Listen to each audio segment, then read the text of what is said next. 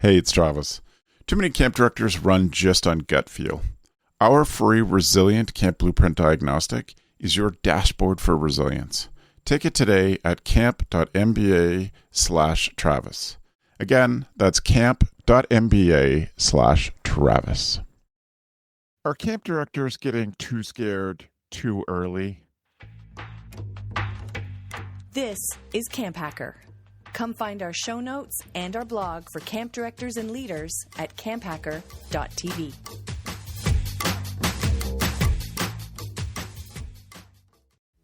Running camp comes with enough moving parts. UltraCamp keeps registration, payments, and communication in one place so you can spend less time juggling systems and more time building an incredible camp experience. Learn more at ultracampmanagement.com/camphacker.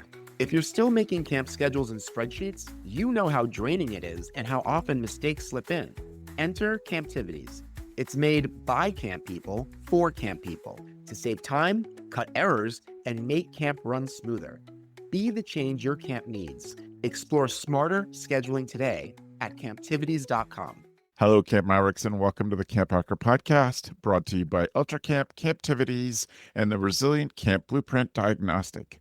My name is Travis Allison. I'm a summer camp consultant specializing in solving things from camp directors so that they have space to think long-term and make big plans.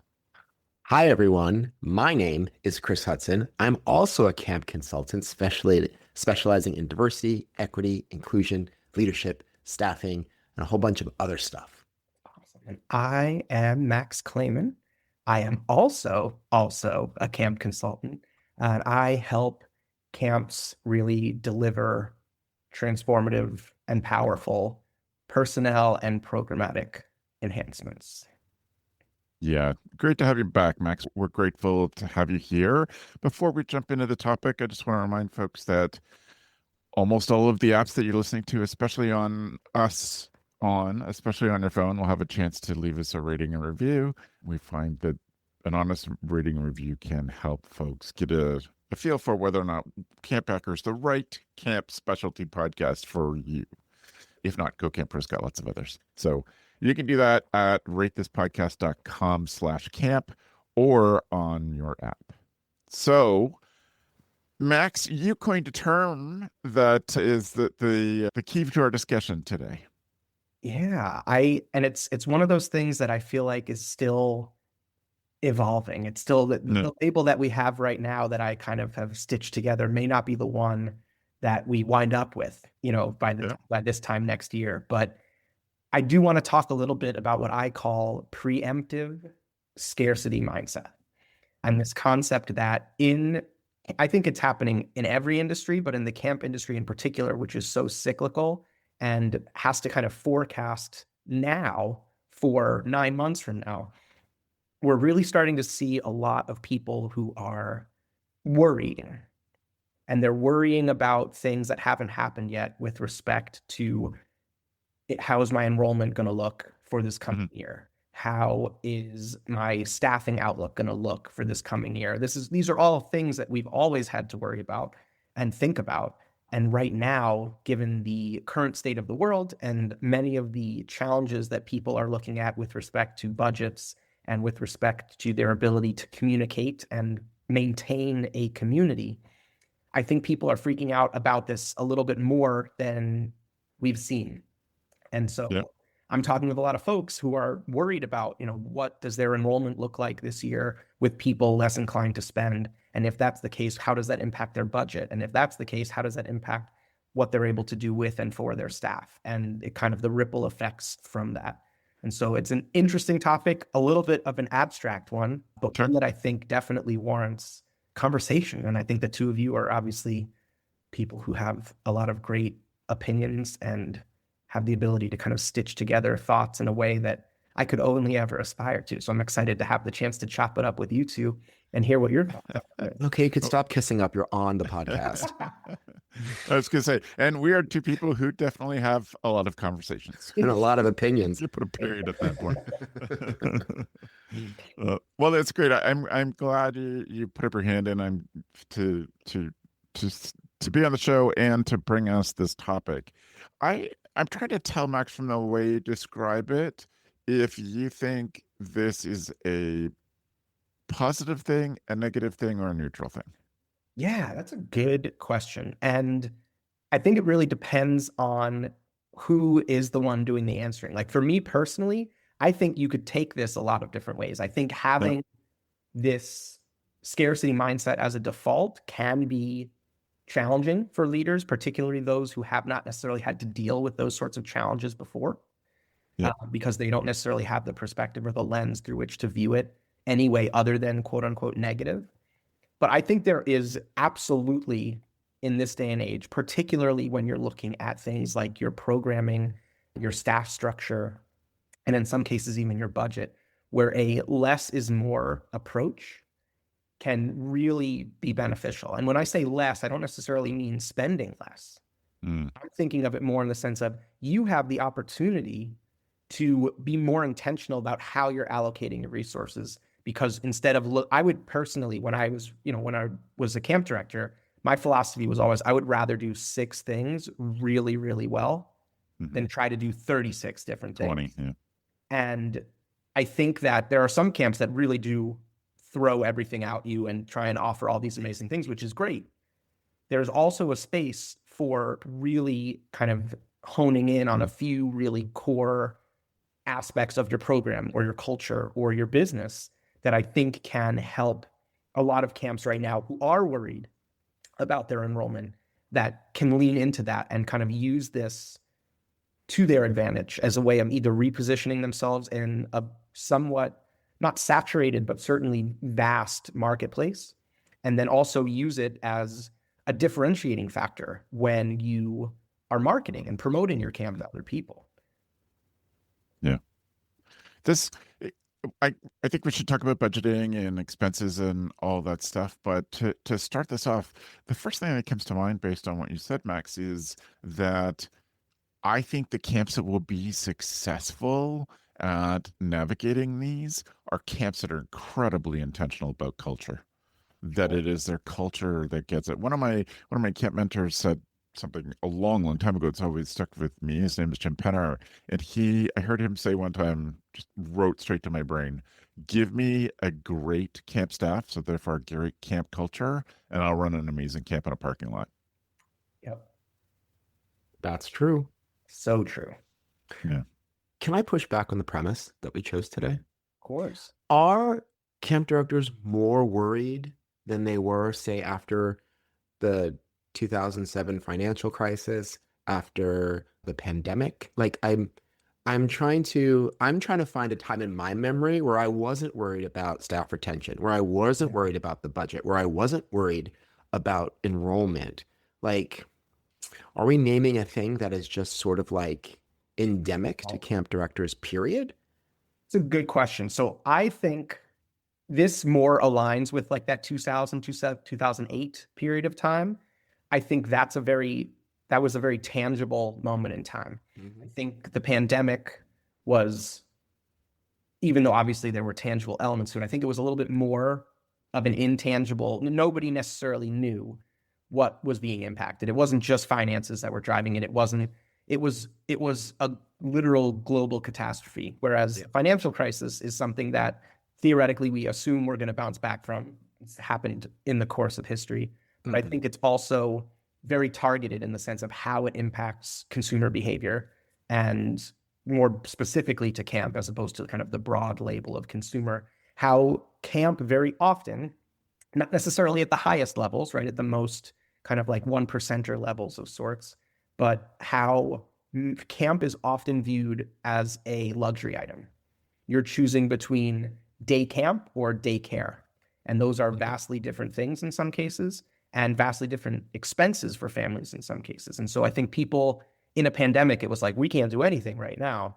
Whereas 2008 financial crisis, and right now in kind of this very unknown climate that we're in, not just financially, but also with things like visas and being able to, like, will we have staff? Like a lot of those kind of very tangible, tactile things that we can touch and feel, at least what I'm hearing is people are feeling a heightened sense of the same thing. I think you're right that this is a little bit universal. It's always there. We are always thinking about these things. I think right now what I'm seeing is A, it's heightened for a lot of people, and B, people are worrying about things that haven't happened yet. That's that preemptive part of this, right? It's not just having that scarcity mindset. It's that there are people who are starting to, and rightfully so in some cases, contingency plan for things that might not happen at all, and certainly have not happened yet. And so that's where I think it's does that make sense? That's kind of what it does. Yeah. Actually, I voted up this topic a lot, but now I love it very much because my mind is spinning now. Because like I was a camp director for 15 years and I worried about those things every single year. And I'm trying to harken back to a time. Of course, when I was a counselor, there's all sorts of things I didn't worry about as far as camp administration. But like, I'm also sitting here thinking about the same conversations we're having around visas we had during Trump's first pregnancy. Wow. You heard it here. Breaking news, CampHacker listeners. Straight out of Washington, we're getting word that, okay, cut. Okay, go back. So, in Trump's first presidency, right? He made a lot of overtures and threats about the visa program, right? And that was 10 years ago. So there has never been a moment in time, right, in my stint as a camp director where I wasn't worried about X, Y, and Z. As a matter of fact, I always said I was the Chicken Little of camping because I'm always running around telling everyone how everything's about to change at any moment in time, right? What I'm trying to actually think, was there a time when we weren't doing that? Was there a time before, like maybe in the go-go 90s when we weren't doing that? And if so, was it, what am I trying to get at here? Was it a factor of the time and the politics? Or was there something about the way we did our jobs? I don't know. Was it more the environment, or was it more the people and the way they were doing the work? And I know those things are, before you answer, I know those things are inextricably linked. I'm just trying to peel back to root cause. How do we get here? I do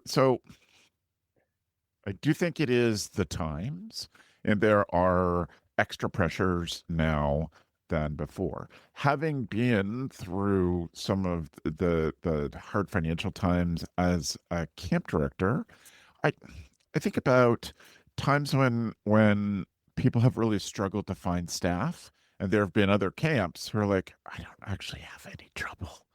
And you're like, because you have good camp culture, that's why.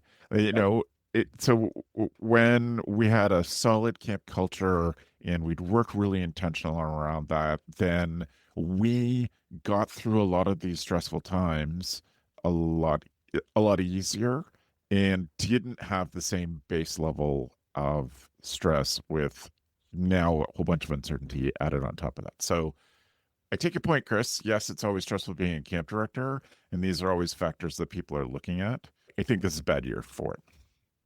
I don't disagree. I'm me, I'm always so solution oriented. If that's the case, then okay, now that we've established that, then what do we do? Because without digging too deep, it's probably not a good idea to build your camp in defense of, right? Like, oh God, this is going to happen. Oh God, like it's going to lead to quick decision making, which then is bad decision making, right? We don't want to make decisions based on like, oh, well, in 2 years from now, we're not going to have enough money, so we have to not spend any money this year. Because like I see there's a lot of articles popping up around this in the camp circles that like less is not more, less is just cheap. And I want us to get away from that. We have funds, some of us make money, and we should spend the money with the idea that we will continue to be in operation 3 to 5 years from now. But Max, what you're saying, and what also I'm hearing, is that people are afraid they're going out of business next year.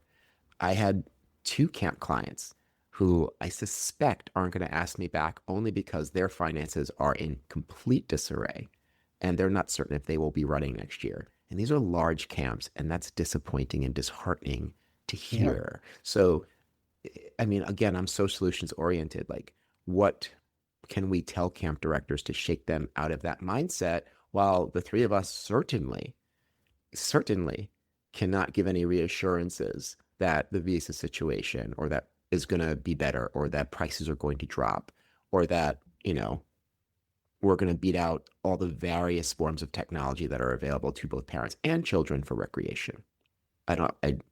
Yeah. I mean, maybe I'm getting too fast to solutions, but Yeah. Well, I think this is a problem I think everyone's feeling. If you hear this, you're feeling it. yeah. And I think it's also, I think what you said at the very top about, isn't this something we always deal with, is true. And I think what we're looking at right now, at least what we're hearing from people right now, maybe, and this is dramatic, so forgive me if I'm overusing this label, but we had a very challenging period of time just in life, and certainly running a camp 2020, 2021, 2022. All of the challenges that people have had were more challenging. Some people have figured out a way to kind of settle back into some version of a new routine, if not the same. But I think some of what people are experiencing now, and kind of this preemptive scarcity mindset, this mentality that folks have, is born a little bit almost out of PTSD, where it's not, the fear is not like, yes, it could be, oh my gosh, we're not going to run this summer. That's a legitimate one that I do hear from some folks, because they're like, how are we going to get people to sign up when they have to divert their resources somewhere else to things that are basic needs, right? But they're also the people who their mindset and the thing they're concerned about is, I really don't want it to be like 2021 again. I can't do that again. You get what I'm saying? Like, I think that's a major piece of this too, is the people who are predisposed to thinking of like the before times of like, oh, it was so great, it was so easy, which to your point, Chris, no, it wasn't. This was still like, there was still a lot that we had to do. And then it got harder. And then the past 3 summers, I feel like we've hit a little bit more of a stable groove, at least with respect to systems and processes feeling a little bit more approachable, whereas they weren't for a real period of time there. But I think people are so concerned about going back to another major disruption. And right now, because things are A, volatile, and B, unpredictable with respect to things out of our control, it feels similar in some ways to a global pandemic, for instance, that was completely out of our control. And we had to adapt. And I think we always, as camp people, everyone is so adaptable. It's kind of what makes camp people. But there are certain things that, like, do we have to adapt to this? Like, so I think that's what factors in. It's almost like fatigue that sets in.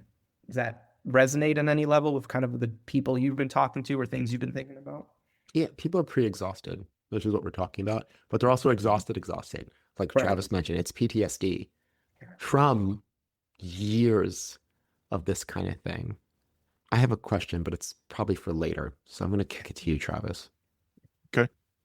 Well, I think that one of the things I'm encouraged about is that a lot more camp directors I talked to this past summer, we're recording this in October 2025, a lot more camp directors said they had a staff who felt like it was a staff they could build on starting in 2025. Like, people were a little more mentally capable of handling summer camp than they have been before, more interested in being a part of this bigger thing that is camp and the difference, the impact that we can make at camps.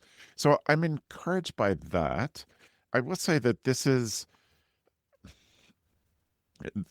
why for GoCamp Pro, especially in my work, I'm in particular moving away from just doing marketing and consulting into just thinking like, how do we build resilience as an industry, as a camp? And the thing that I've been talking about for a couple of years in little bits and pieces is that if we use the tools available to us and think in systems, then even people who aren't naturally systems or solution, go straight to the solutions people, we start to build that muscle and that habit, then we have some more space to consider the ramifications of future problems, to think about big pictures, even more time and energy to care for our people more. And I think all of that builds resilience in a way that, while we acknowledge that there are more stressors at the moment than in the last couple of years, that there is a way out of it, to my mind, or a way to make it never perfect, but a way to make it a lot better. Yeah. And I think, touching on something you brought up earlier with respect to culture, I think the problem we face sometimes in the camp world, and certainly when we're running a camp, is there's sort of two cultures that you have, right? There's the summer culture, and then that off-season culture where you're with a much smaller team and thinking about things where you're not surrounded by the joy, the excitement, the energy of the summer. And I think that is where, again, the farther out you get from summer and the more you look the challenges in the face, the easier it can become to kind of slip into this place. Chris, I think the way you phrased it was actually particularly apt, of being able to be like, spending less isn't necessarily benefiting your program. It just comes across as cheap, right? Yes. Like that you're cutting your nose off to spite your face, but people are making those decisions in a little bit of like a bad context because they're not in camp in the moment. You're in camp and you're surrounded by all this. You can see and feel all of those opportunities for, what are the ways we can improve and enhance things. And then when you get to the off season, it becomes a little bit more self-critical. It becomes a little bit more evaluative. And you're like really starting to think about, it's like, well, we could just like not offer this anymore. And who would people even, have a problem with that? I think back, and this is in the reverse, but an example of this, post-pandemic, I had an urban camp that I was working with that wanted to elevate their program. They were like, we're losing families. We need to figure out a way to get people excited about signing up. And they were like, they didn't offer a swim program. They were like, we're going to offer a swim program. It's going to, it's going to be this exciting new thing that we'll be able to get. We'll be able to, we have a lot of other camps that are competitors, so to speak, and they all have swim. So we're going to do that to be able to match it, to compete. It was a major expense for them. They both in the sense that they had to find a facility to take over in the city they were in. They had to get transportation to and from that facility, and they had to obviously add staff to assist with that swim program. All of this to say, and this was before all of this happened, before I got connected with them, they wound up losing a ton of their families.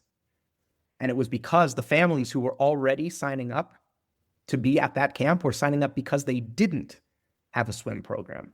Yep. So in that sense, they were panicked about, we need to get people to sign up. And they wound up losing their existing base because of the people who, and so it's like, it cuts both ways, right? There could be times where it's like you want to spend more, which is great to like enhance your program, but you also need to just be like really intentional about where it makes sense to do that, who you are actually serving. And for us, I always look at that first and foremost as our staff and then our campers and families and kind of what that looks like and what you're doing to set yourself up for success, set those communities up for success. Because I think, go ahead, Chris. But that what you're saying is always true. What we're talking about is surrounding all of that decision making and trying out new stuff. Surrounding that is this aura of like fear. There's this aura of like, oh my gosh, is this going to be the last big decision I make? Because we're not, like, yes, we should always consider like what's good for our program, what's good for our community, what's good for our pocketbook. But I feel like people are making those decisions as if they're on the edge of a cliff. And I don't know. We're not. I think, I mean, I can't speak to your camp listener, but a lot of us are not on that edge. Although, honestly, I'm going to say since 2021, we've been operating that way. Like we have been, I'm going to share stuff about Camp Highlight, the camp that I started. We've been like terrified to spend money for like 3 or 4 years. Like no new money is being spent. Or rather I should say, like we haven't expanded a lot of programs or the way that we do things a lot, or if we have, it's been very conservatively. And again, it is 4 years after the pandemic. Like any market forces that are going to affect us have already affected us. Kids and parents have settled into whatever the new normal is for however long that's going to last. It's already arrived. We're still operating like we do have PTSD. So like, yeah, everything you're saying, Max, is correct. But it's like we really have to address that aura that is surrounding. And the three of us cannot offer assurances that anything is going to be better. However, I think the point that I want to bring to this conversation is that believing that everything's going to be worse isn't making your program better. It's just making you more conservative and less intentional. It's a great point. Yeah. Yeah. I think there's always kind of a mantra that I take to staff orientation, which is like, there's always, regardless of your position at camp, whether you are a first year, like junior counselor or a camp director, there's kind of these two questions you should always be asking yourself at any given point during the day. Is everybody safe?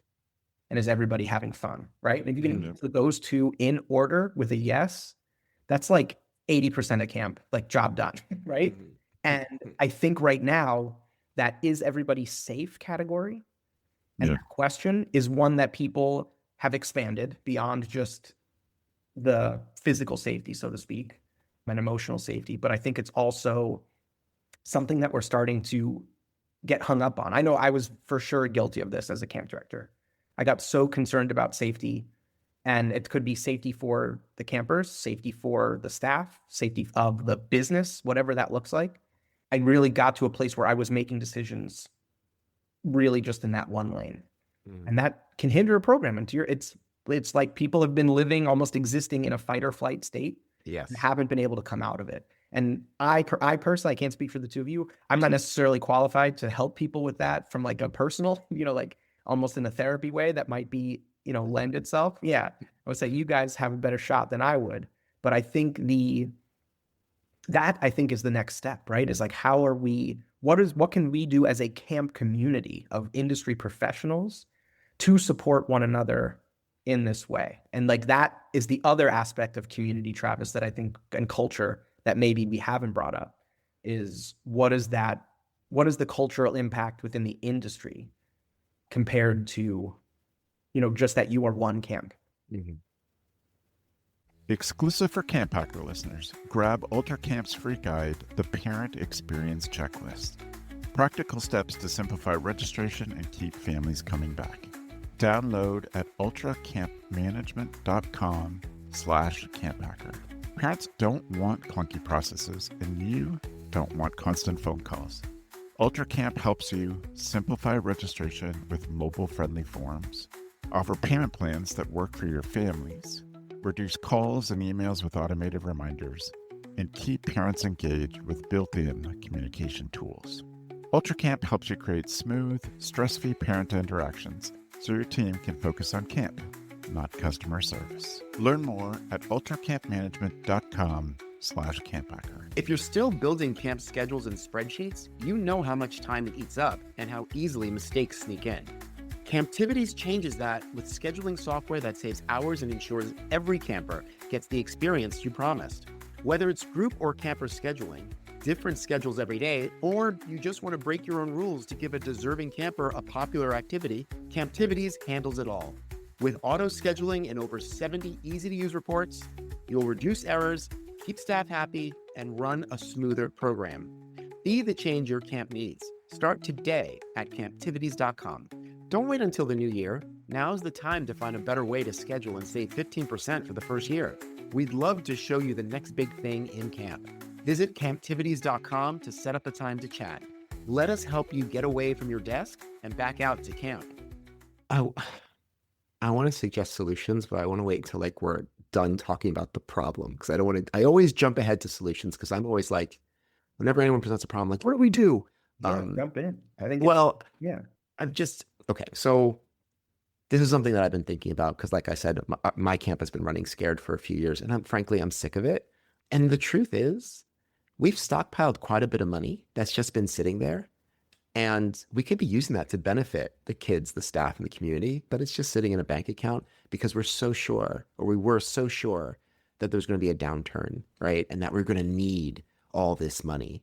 And it has continued to grow the last 3 years until at this point, I'm just like, all right, how are we spending this money, right? What are we doing? Right? If we're not going to make ourselves rich, if we're not going to all buy golden toilets, then we should probably give this money back to the kids and the staff. The thing is like the aura of fear that I think, and I feel like I'm saying this all the time, but I think it's one of the ways that we can defeat this is to, one, be forward thinking, and be intentional, and be dynamic. I mean, it is not a secret that this industry is extraordinarily conservative. And I mean that across every metric, right? But it's particularly slow to make changes, right? The fact that camp is pretty much the way camp was 50 years ago, with just they've swapped. Some people are darker than they used to be, but nothing else has changed, which is in itself a problem. But I would urge camps to be a little bit more dynamic and to listen, put your ear to the ground to listen to where your program might go. Okay. Holding on to a program exactly the way you've done it forever and ever and ever is probably not the move right now, because things are really different than they were in 1980, 1990, 2000, all these moments when I was involved in camp, right? Maybe not 1980, I was 5, but still, like the lack of forward thinkingness and the lack of dynamism. Okay. I'm having problems with words Pregnancy? today. Yes, the lack of pregnancy amongst camp directors, the lack of dynamism, I think is contributing to this aura. So, I mean, I don't know if anyone, the other thing I was thinking is I don't know if I'm talking on both sides of my mouth. Take small to medium swings. Yeah. I'm not saying deconstruct your entire culture and build it up again before the staff arrives this summer. I'm not saying that, although that would be fierce. But you don't have to do that. Take small to medium swings. Just listen to the kids, listen to your staff. What can you institute? What can you introduce to sort of allay some of that fear for yourself and for the admin and for the staff? So those are my ideas. Yeah, I'm really glad you brought that last piece up, because again, similar to you, this is a very kind of abstract, still evolving topic, but I also always kind of look at things as what can we be doing? Mm-hmm. And I kind of look at it as there's kind of these 4 categories, right? There's the enrollment side, which is your families, existing families, things like that. There's a staff piece, there's a programmatic piece, and there's a budgeting piece. Budgeting piece is too specific to each individual camp and kind of what their needs are for us to necessarily give a formal recommendation, right? Mm-hmm. Programming, some camps will be oh, our program is so unique, and it's half the time, it's we're all kind of doing the same stuff, we're just calling it different things. Mm-hmm. I think programmatically, this fall is a great opportunity. These next basically 2.5 months is a great opportunity for camps to take a look at their programming and understand and for me with programming, it is the little swings. What are the little and medium swings that we can start looking at?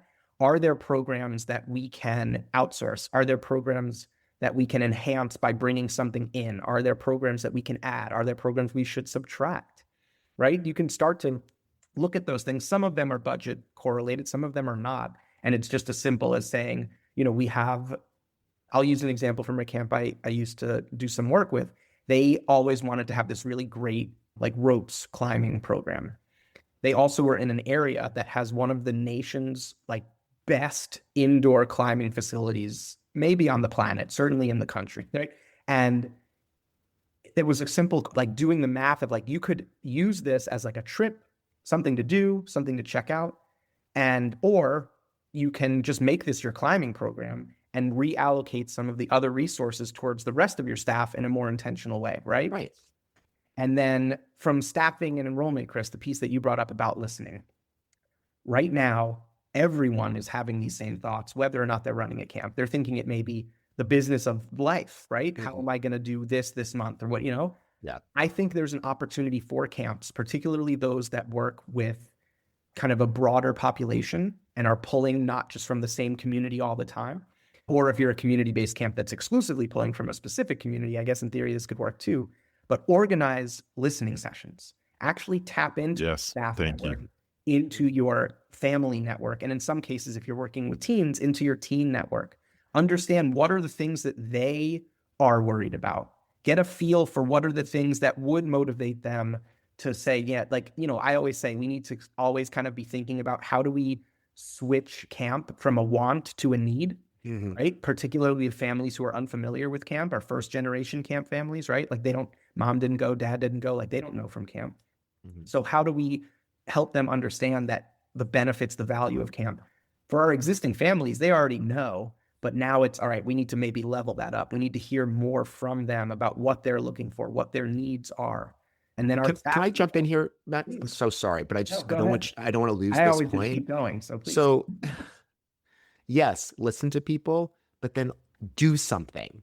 Yes. Do Sure. something about that. So if you are listening to families and they're like, hey, the way that whatever it is, this is too expensive. The dates don't work for me and my family. Like, we're brown people. We're not sure about the safety of our children. If we like listen to that and then do something, because I think a lot of camps just listen and then they immediately end up, what do we do? What do we do? What do we do? Do anything. Take a small to medium swing. Not swinging keeps you in the same exact position you're at and that same fear, because you're not moving forward. You're just staying in the same place. Sorry, go ahead. No, that was great. Thank you. I think also, I mean, we're talking about changes and all of that and the small pieces, which is near and dear to my heart, because I think about how for me, it's tiny tools, lots of check-ins and ways to refuel our families, our staff, etc. But just making those tiny changes and start practicing that muscle now. Like, don't make that what happens in May. Start thinking about ways that you and your team, or wherever, however big that is, like, what are the small changes you can do that are incredibly, like, try to get as small as possible. That's why I love and have talked tons of times about the book 2 Second Lean. Like, how is everybody making camp 2 seconds better every day? You're not trying to completely revamp the budget or reorganize the entire archery cupboard. It's just like, how do we make it easier for people to find the one thing they need? That muscle is incredibly important going forward, I believe. Yeah. Agreed. All right. Since we're all agreed, I'm going to end us there and come to a point that we're all happy with. But thank you both for this conversation. I think it's incredibly important and timely, and I'm grateful to start off our 15th season of CampHacker. Oh, wow. With this topic. So thank you both for that. We are going to move on now to our tool of the week.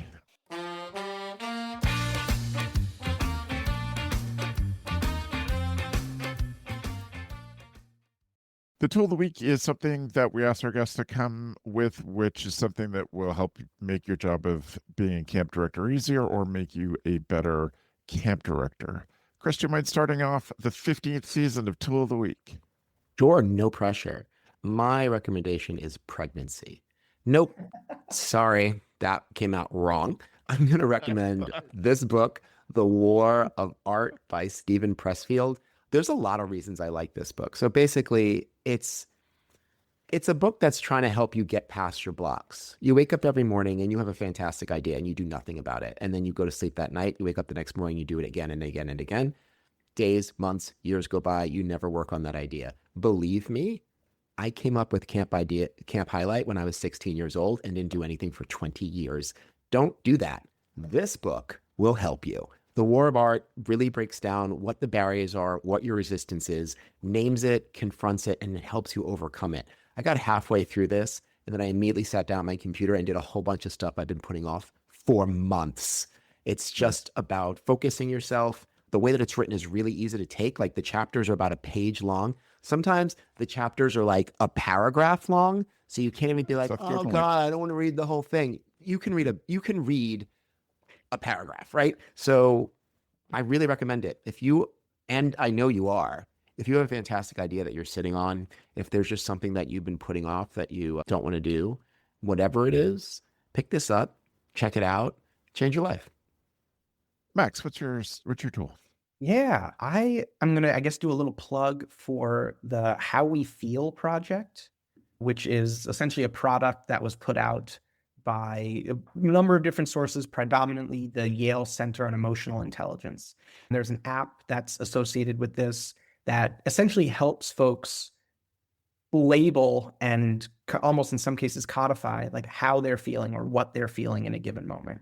And for most of us as camp directors who I feel generally have decent EQ, what I find this can actually be helpful to do is use it as a model and an opportunity to help more effectively communicate and work with our staff, with our campers, on how they can share what they're feeling. I think that's something we right now have less of a handle on than we used to. I think we in the camp world have gotten so great at like event planning and event management that we've lost a little of the youth development piece.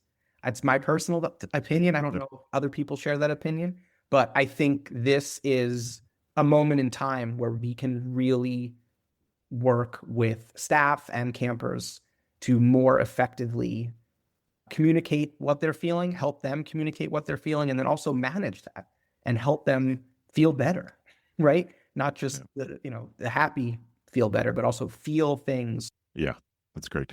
So my tool's going to be incredibly practical compared to the aspirational tools of the both of you, but that's a good mix, I think, in a conversation like these.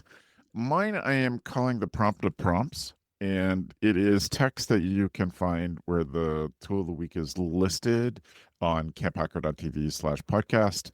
This is show number 217. So when you go to look it up, we're 217. You go there, copy and paste this. This is a way to make AI use more effective for your camp. Long been an advocate of using AI to give yourself the freedom and space to think and care for people. And one way to do that is to command or prompt the AIs to work better for you. And this is the way I've done this is I've set up a project in ChatGPT. I pay for ChatGPT so I can have custom GPTs and things like projects. Projects to me are the new custom GPTs if you spend some time designing those, because it'll keep all the discussion around that topic in the same place and a little easier to find. Same overarching instruction, overarching files that it draws from to make its decisions. The prompt of prompt is a set of instructions that I'm going to paste in camphacker.tv/podcast, where you now have a project, you open it up and you say, here's what I want the AI to do for me. I have these couple of resources. I want it to feel like this. Help me design a prompt. And it'll design something. So instead of me just going in and say, I need to rethink how camp staff manuals work, and that's my prompt, I would go to this prompt of prompts and say, this is what I need to do. I need it to be more effective for reaching Gen Z staff. I need people to be able to absorb information, for the mediums to be varied, and I need to sort of build this on like a reinforcement learning schedule. That's just my blather. I put that in and it structures all that. And it'll kick it out and say, okay, copy paste this into the prompt space that you're actually going to solve this in. So it just gives me that structure of the first piece. And then I put it in somewhere else, and then it kicks out a much better answer than I said, make me a better staff manual. And it's going to, sometimes the way that the copy paste works is it'll actually ask you more questions. I need clarity on this piece. So it makes you more clearly define what you want out of things. And sometimes it just is able to pull from all over to restructure those things in a way that works for the prompt style of AIs now in fall 2025. It's one of those things I've set an alarm. I'm going to monitor it every 3 months and probably edit it. But it has been a drastic difference in the output that I'm getting, how effective it is, how much less I have to edit or reprompt or go back and say, I want you to redo that. So incredible time saver for me, even though it adds an extra step. So. You never cease to amaze me with this stuff. I'm always like, I can barely spell AI. So I'm like, when people are using it like this, I'm like, man, like it's so over my head. It's wild. That's awesome. That's like super cool.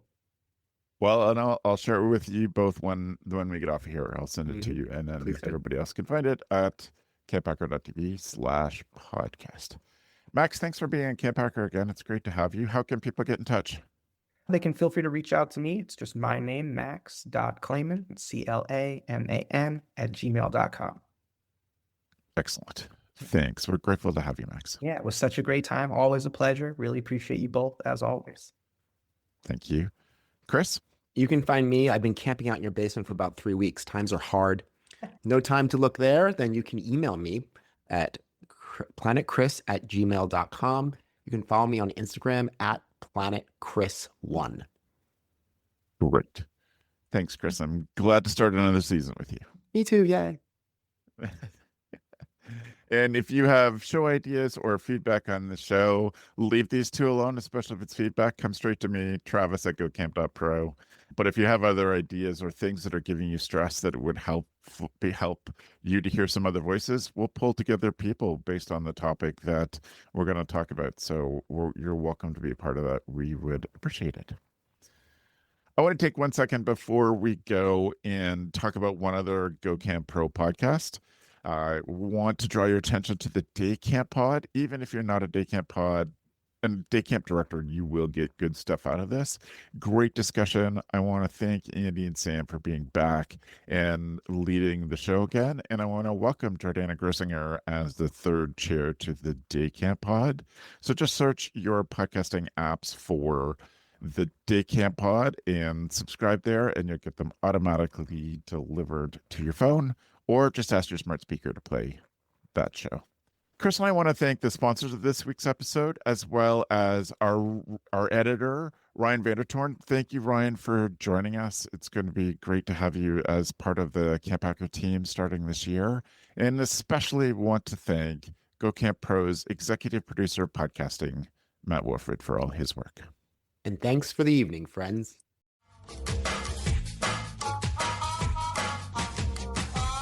The CampHacker podcast is brought to you by Beth and Travis Allison, summer camp leadership training and marketing consultants. Thanks for listening. CampHacker, bringing your world into focus. Hey, it's Travis. Camp directors often tell me they're just too tired to take on anything new. That's exactly why my free Resilient Camp Blueprint Diagnostic exists. It doesn't add work, it shows you progress. Quick, free, repeatable, you'll know if your systems are paying off without the guesswork. Try it today at camp.mba/Travis. That's camp.mba/Travis.